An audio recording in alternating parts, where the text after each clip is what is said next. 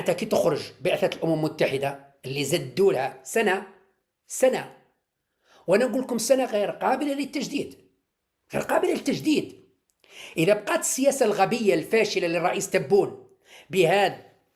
الركاكة، في أكتوبر 2026 روسيا والصين ستصوت لصالح عدم تجديد البقاء البعثة الأممية، وبالتالي استيلاء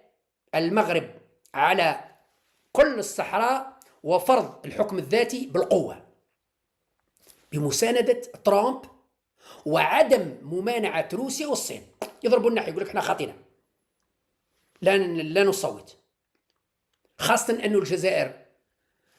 راح تخرج من عضوية مجلس الأمن كعضو غير دائم، تنتهي العهدة نتاعها، اللي راح تجي الإمارات